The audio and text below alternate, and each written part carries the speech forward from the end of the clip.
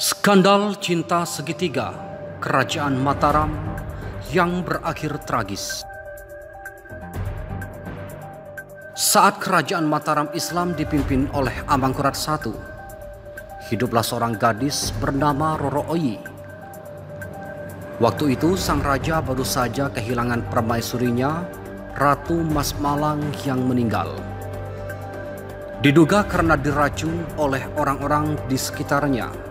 Sejak pertama kali bertemu Oyi, Amangkurat I langsung ingin menjadikannya permaisuri. Pada waktu itu, sang gadis baru berusia 11 tahun dan terlalu kecil untuk dipinang.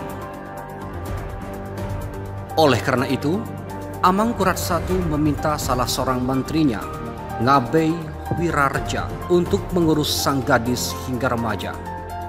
Singkat cerita, Roro Oyi tumbuh remaja, bukannya menjaga diri dari laki-laki lain.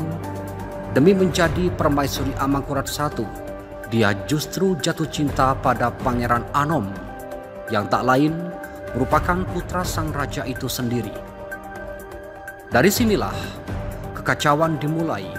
Sejak pertama kali bertemu, Pangeran Anom memang langsung jatuh cinta pada Roro Oyi. Pangeran Anom sampai jatuh sakit karena cintanya itu.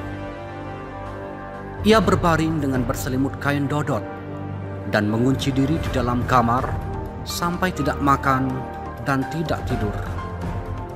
Maka tak heran Pangeran Anom rela mengambil resiko demi cintanya itu.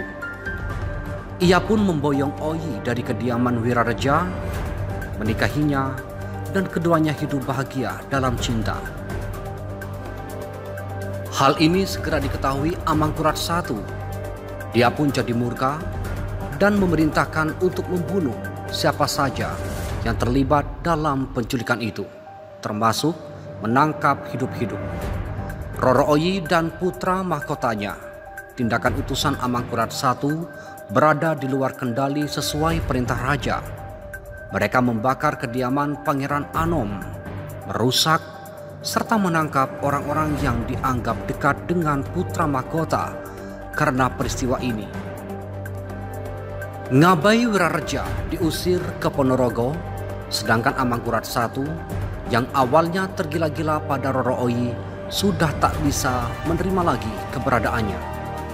Ia pun memberi kesempatan pada Pangeran Anom untuk menebus kesalahannya dengan membunuh Roro Oyi. Bila tak sanggup, maka ia sendirilah yang akan dibunuh.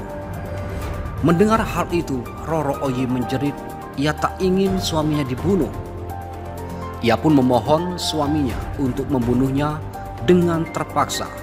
Pangeran Anom meracuni Roro Oyi, sementara sumber lain mengatakan kalau Roro Oyi ditusuk dengan sebilah keris, Roro Oyi pun kemudian meninggal dunia.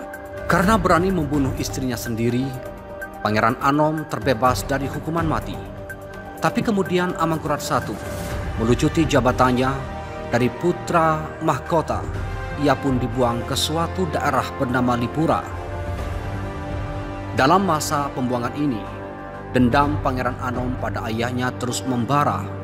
Ia pun menawarkan Raden Trunajaya, seorang pemimpin dari Madura, yang menggulingkan tahta ayahnya sendiri. Tak perlu berpikir panjang, Trunajaya menyetujui tawaran tersebut. Hingga akhirnya hari pemberontakan itu tiba. Dengan menjalin kerjasama dengan para sekutunya, ia menyerang keraton Plaret hingga pusat kerajaan itu hancur. Sementara itu Amangkurat I lari dari kerajaan. Ia pun meninggal dunia dalam pelariannya.